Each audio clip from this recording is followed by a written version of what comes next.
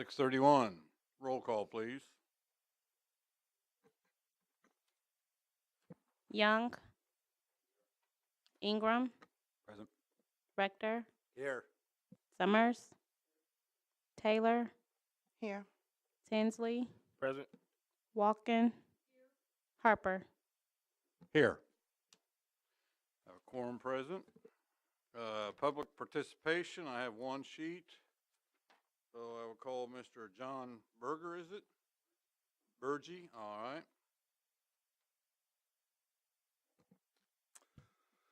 Okay, I'm here as a citizen of Champaign County. I live in the city of Champaign. Darlene Kleppel, the county executive, said this is where the real business happens. It's at the committees. So I know you guys are the facilities committee. I'll just tell you my background. I am a graduate of the University of Illinois, studied architecture, and I would just like to ask you some questions, and then I just want to state some things that I think would be good practices or good principles for you guys to think about. And it's in regards to the jail or the proposed replacement and construction of one, okay? And first of all, I would like to just tell everyone, good design, the best design should not cost any more. Actually, bad design costs more initially and in the long run. And when it comes to construction of any capital project that we as taxpayers pay, I hope you guys seek out good construction management and the contracts that go along with it. From what I know, from the people I've talked to, the history of the nursing home, there were all kinds of goofs and gaffes that you probably would not see on any private project, with like the contractor leaving materials out but making the taxpayer eat that, okay? This shouldn't happen again. And I do have in mind someone that could be, I don't know how you go about requests for proposals, but there's an architect by the name of Jean Gang. She's a Chicago resident, but she's a University of Illinois grad. And she specializes in reconciling all of a community's needs in their jails and in their police stations. So she's very sensitive to all the needs, all the communities. And she is a top architect. If you go to Chicago, you can see the second tallest building that's being built right now, the Wanda Vista Tower, that's hers. But I think she would be a good person to seek out, or at least get requests from her design proposal. I think she'd probably be happy to do it in the hometown of this, her alma mater. And she probably would give us a very good product. So how does one go about, or what's your process for this whole project? Anyone care to answer?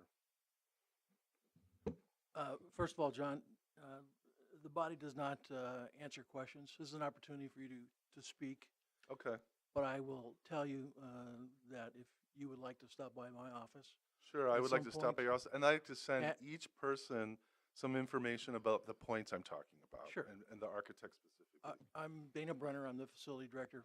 My office is in this building, 5300. And if you'd like to stop by, I'm across the hall basically from Darlene. So Yeah, if you'd like to stop by, I'd be happy to try and answer most of your questions and give you some idea about the processes the county use. And I can also give you a little bit about history, although I was not here for some of the okay. Because I huge mean, problems. like I said, as a taxpayer, I want us to see us get the most value for the dollars we spend. I want to get the most bang for our buck. I mean, it clearly saves us money. It also gives us money for other opportunities rather than just wasting it.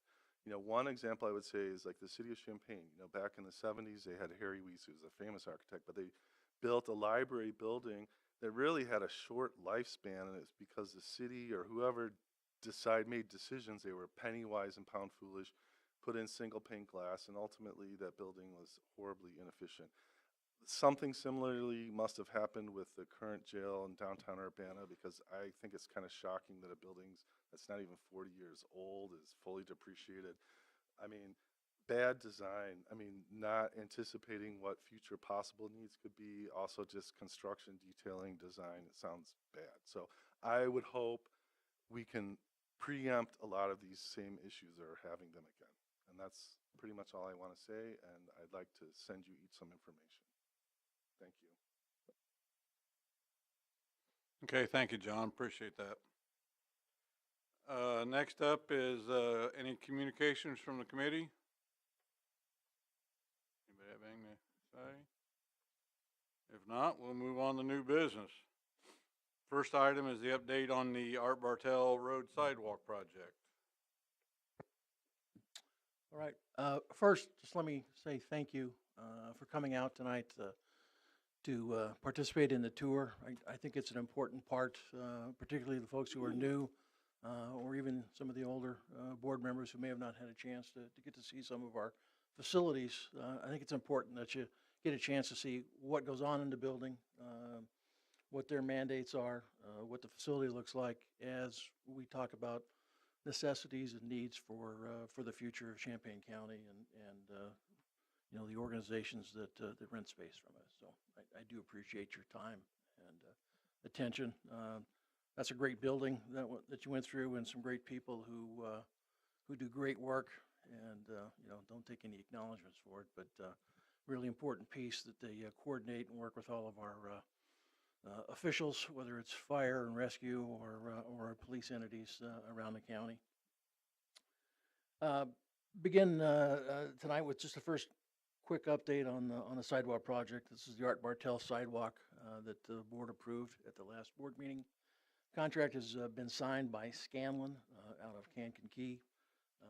Contract was delivered today to our architect, Bailey Edwards.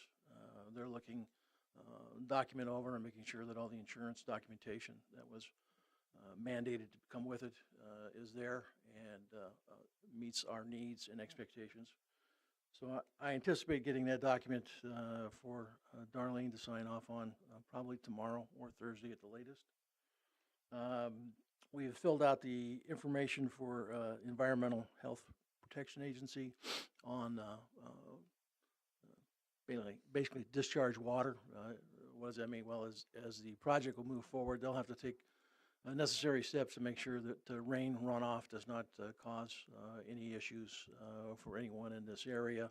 So they'll be putting up some proper netting when they dig in the soil. That documentation is complete. We've got our check for $250 that we'll send in to get our permit. And we are attempting to schedule our first pre-construction meeting for last part of the month, the 26th or the 28th, depending upon their availability. But projects moving forward, you want to keep in mind the due date, basically, or the date at which we have programmed it to be complete would be the end of June. So as soon as the weather breaks and our concrete companies open up, they'll be marshaling their resources and getting things delivered out to the site. So we'll be kicking off that project hopefully sometime latter part of April or early May, depending again upon the weather. Any questions? Any questions for Dana on that project? And I have to apologize, I'm sitting here scribbling.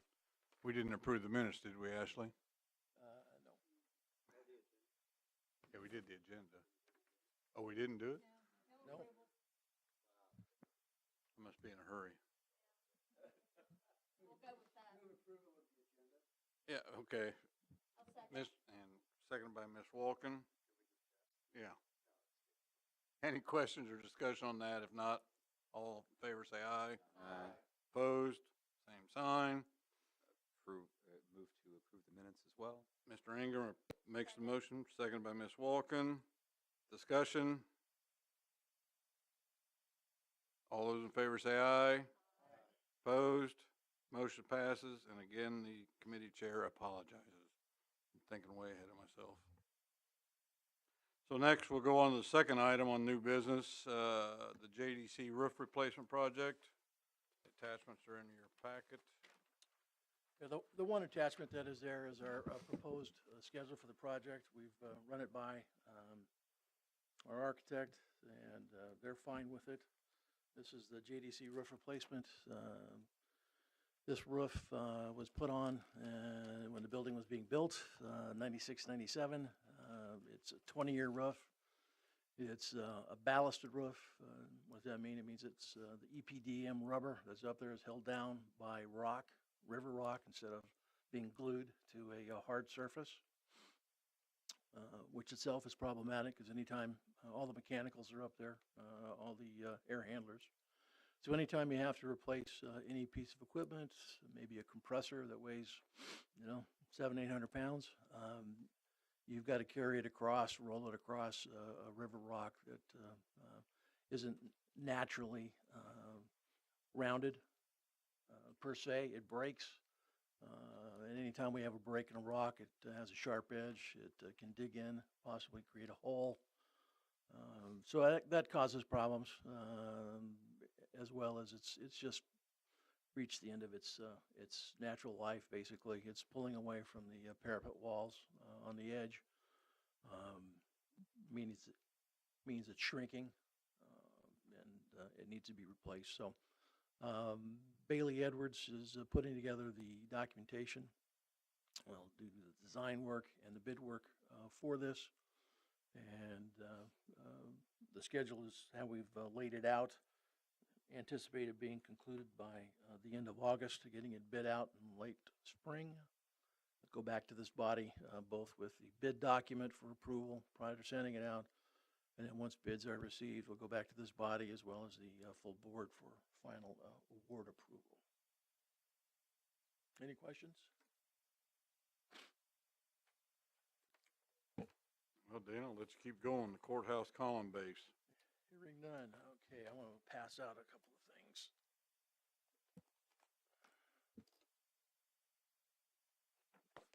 Got some photos to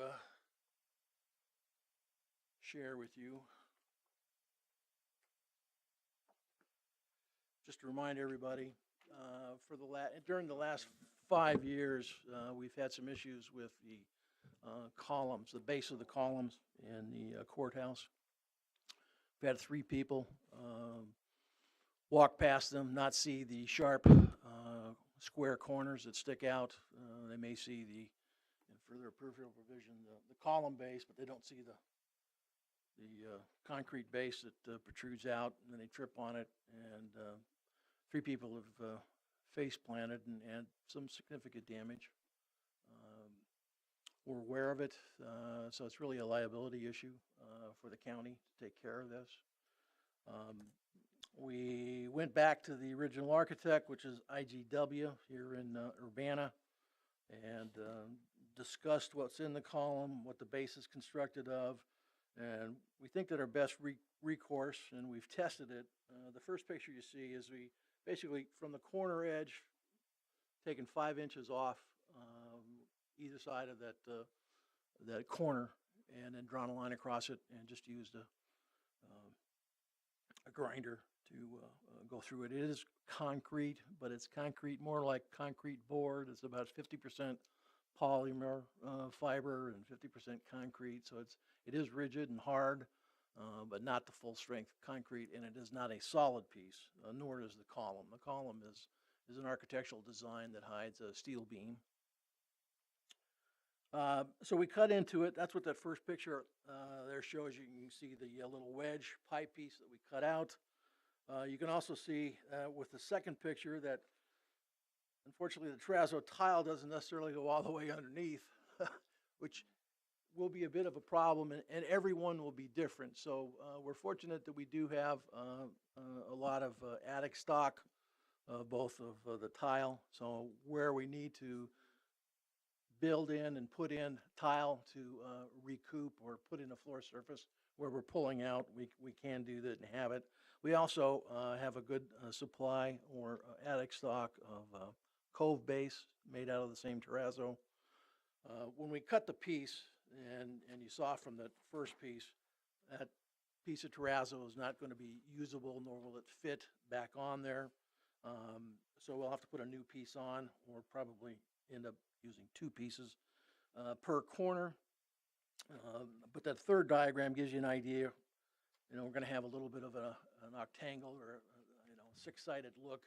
If we have to do all 4 sides, we will only do 2 where we can. In this particular column, it abuts a wall. There's no reason to go back and do the back side of it. It'd just be a waste of effort and dollars. We've had the contractor that helped us do this one column just for, scientific purposes, give us a, pretty good price layout. We think it's going to be in the magnitude of about, just not including any painting, which has to be included, somewhere around $20,000, which I believe I shared with you at the last meeting in a document. We want to bid this out, so we want to put this information together with an architect, have him or them put it together so we can create a bid document. I think it's going to be in the magnitude of $20,000 to $30,000 once we said and done. But I'd like to do that. Our threshold is now $40,000, but I would feel better if we put a bid together for this particular project and get the best price we can. But we would be protecting ourselves by going to the extent of having an architect, go through each column, list which corners, really design out the entire process so that we don't have a contractor come in and make a mess of a terrific building. So, questions? Do you have a solid number on how many exact corners that is? Because some are 4, some are 2, Yeah. some are... Last count was 128. That was by me. But the architect has yet to give us a final count. But it's quite a few. Obviously, it's more than a dozen and less than a couple of bread baskets.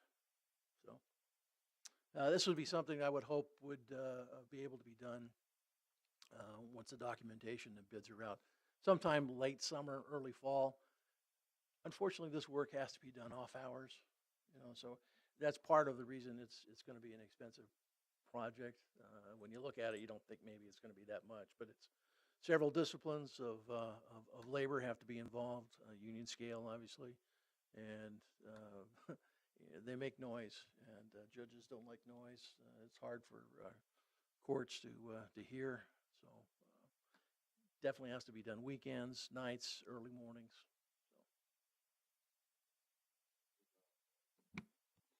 What about asbestos? Is it underneath this tile somewhere? Second picture, asbestos? Asbestos? No, there's no asbestos in there. None. No. How do you know? Well, we haven't tested it, but I know what the product that was used. Asbestos, for the most part, has not been in building materials that have been built past the late 80s. You get before that, you're going to find it in tile, which we do have around the county, mastic, both for tile, windows, drywall, glue, and mast. You're going to find it there, but in this particular piece, it's not. It's just not. It's not part of the makeup. I know it.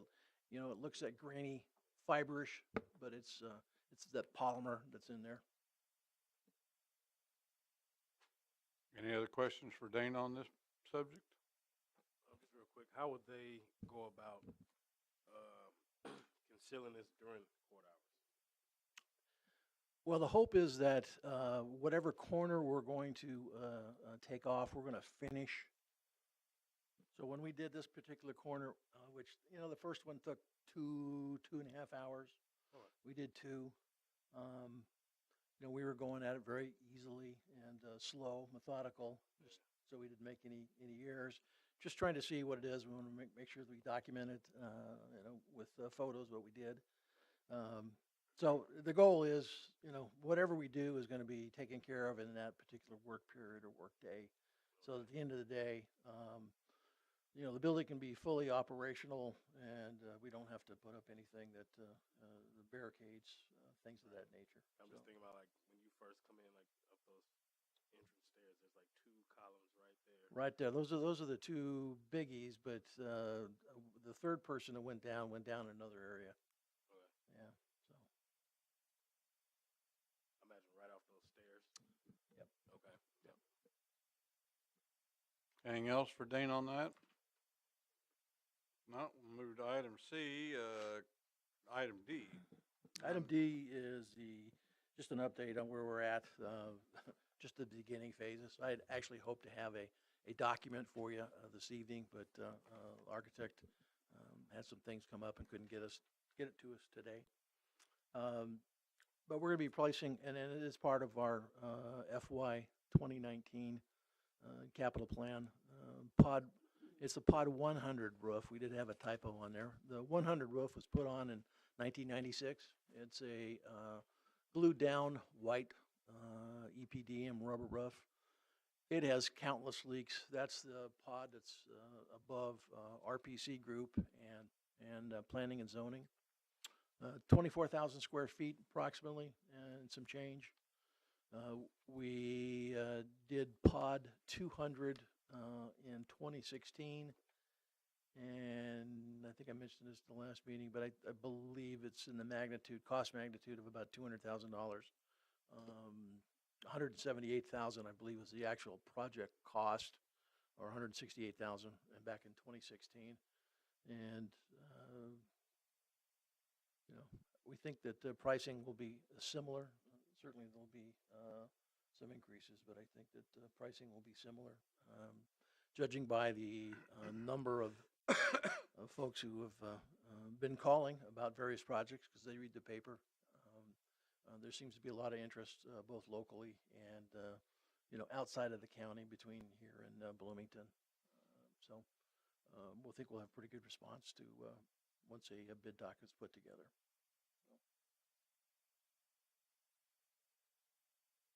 Any questions on that? Not on the schedule, but something I want to bring to the group, and I apologize. This has just recently come up, so I'm going to hand out something. This is regarding the downtown jail, and it's folks who have been on the committee before have heard us talk about it. It's the door control panel. It's an antiquated system. It's electronic locks. It's a jumble of wires. It's a nightmare for a mechanic or a service guy to go in and take a look at and try and make heads or tails out of. And they no longer make replacement parts for it. We are experiencing some significant issues. If you just go through, we've started keeping a log, started February 4th. Can't come up with any rhyme or reason. Things don't always, it's not the same problem or issue in the same location through the same series of whatever they're performing or doors they happen to be opening. So we've got these glitches that happen, and we've got doors that are popping open, opening up. We're in obviously a jail environment that is not what you want as a corrections officer, and you don't know that that's going on because it's happening in front of Control Central. Yes, you can get on the radio and tell folks, but it's a bit of an issue and has folks, concerned over there. A year and a half ago, we brought in a gentleman actually who did the installation back in the mid-90s. This is not the original system. This is the second system that was put in the building. He helped us through some power control issues and board issues. So we've reached out to them again. It's going to cost us about $7,500 to bring them in, fly them in from Sacramento, California. But he's a wizard with it. So we're in the process of doing that. We just got the price estimates and talked to him today and putting this together. Sheriff is very much aware of this. Correction officers and Captain Vogus are very much aware of this. They're having to put additional resources at the downtown jail just in case something like this happens. It is a problem. I want to make you aware of it. It is an expensive problem. This is a facility that, we decided a number of years ago that we were going to try and avoid putting any large dollars into till a decision was made what direction we would be going. So what am I telling you? I'm telling you we got an issue and a problem. We hope to address it with this gentleman we'll bring in from California, but that may not be the total answer, but we'll keep you apprised as we move forward. Questions? Like the majority of them are happening between like 3 and 5. or 3 and We have, it does appear that, also appears it happens on the weekend. We've looked at operators, we've looked at when it's happened. But we're really trying to log what they were doing, and we can't find any consistencies. And, it'd be one thing if it just broke and didn't work. Right. Then you might be able to track it down and find it. But by it, going to various doors and different parts of the building, it's a real issue, folks. Hard to pinpoint. Yeah. Any other questions for Dan on that? Something we're gonna have to figure out. Yeah, well, I mean, one of the, how much is it, how much would it cost? I don't know yet. When I say it's expensive, more than 50, less than a couple $100,000. How would we pay for that? I don't know yet. It's possible, we've had some savings with the first bid that we came out of the box with for this year on our capital, so we can, throw some of that at it if we need to go that direction. We also have some dollars left over from last fiscal year that we were going to throw at Elias and do some prep work and get ready for the future of tearing that one section down. Maybe we don't do that. I don't know yet. We'll have to wait till we get a little bit more information. But as we go forward, we'll be able to provide that. We did ask the company who did the installation to provide us with a ballpark range of costs to replace a system that they know exists currently. Nothing fancy, but just a system that's functional. So they'll be doing that. So we'll at least have some idea. Best cases, gentleman will fly in here and he'll figure out what exactly is going on. We'll take care of it, and we'll be good for X period of days. So, Mike, you got a question? Just with the nature of how these things work, if you're talking to somebody about pricing out what could potentially be a new even stopgap situation, do these things have in the future down the road, even if it was a year later, any sort of resale value? Do they lose their value immediately upon being brought in? Is this something that would be able to be transferred to another spot? I mean, as we look at it and we involve the correction staff, yes, I would think that the equipment could be utilized possibly at the satellite. But that's only a portion of it. Keep in mind that there's a lot of wiring. So the hard equipment, yes, the servers, that kind of stuff, yeah, that can be reused, repurposed, and absolutely we would be looking to do that. So I really hope it doesn't come to that, but we don't know yet. So Go ahead, Jody.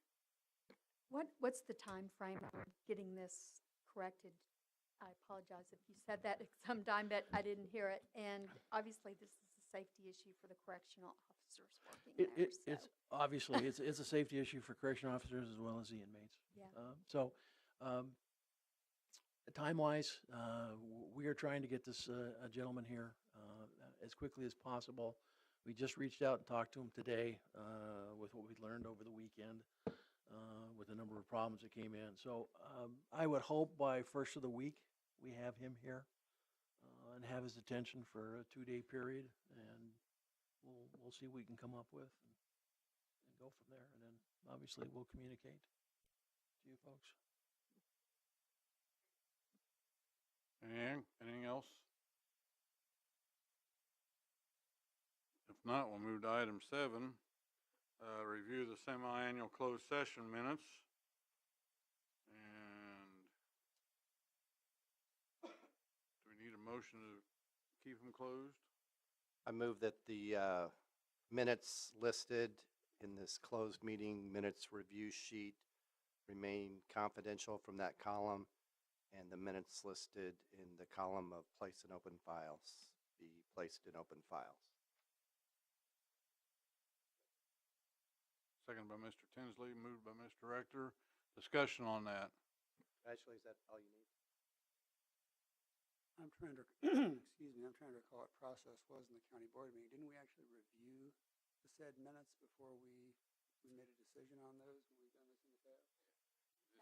I mean, the state's attorney, the I state's gotta say, state's prob- attorney's office has clearly reviewed it and they've given us their opinion, but we're the folks that are gonna actually. Yeah, but we haven't had it, we haven't had a closed session since February of 18. Been over a year. Oh, there. Okay, let's pass those around. Yeah. That'd be good. Thank you, Ashley. Go ahead and, go ahead and open them, Leah.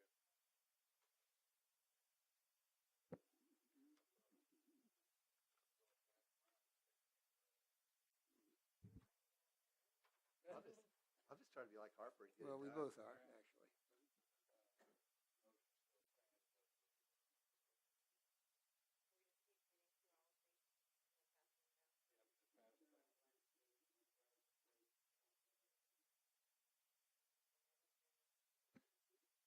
What I normally do is just kind of, you glance through and apprise what the context is, what's being spoken about, and usually, at least for me, that's been enough to determine whether or not it's something that we can open up.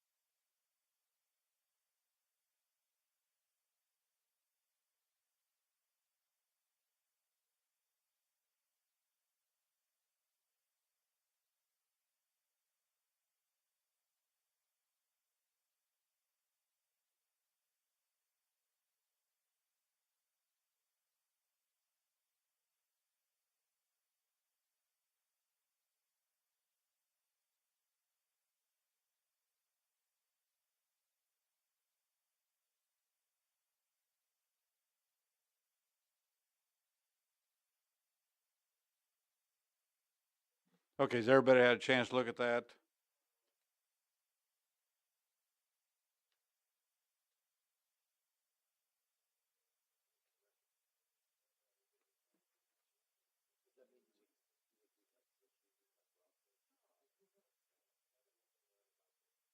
You okay, Mike? Okay. We have a motion by Mr. Rector, seconded by Mr. Tinsley to leave the minutes closed. Any other discussion on that? Any changes or anything on that, guys? Girls? All those in favor, say aye. Aye. Opposed? Motion passes. I don't have a report. Next meeting is April 2nd.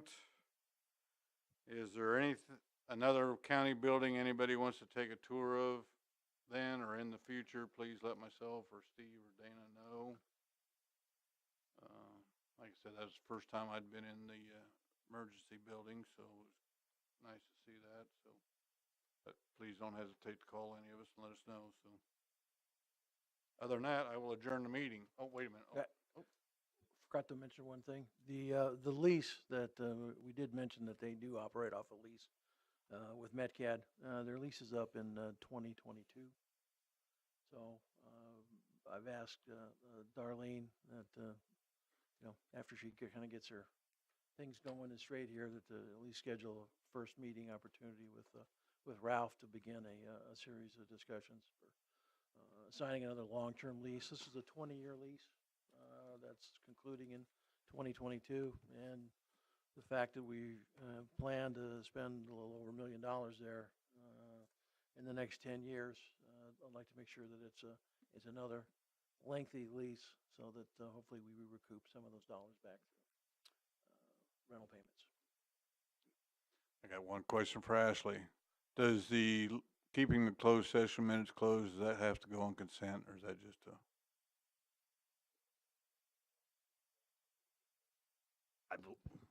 I believe since it's at committee level Yeah. minutes, I think that just stays at committee since it's not full board minutes. Thank you, Aaron. Okay, if nothing else, we will adjourn the meeting. Thank you.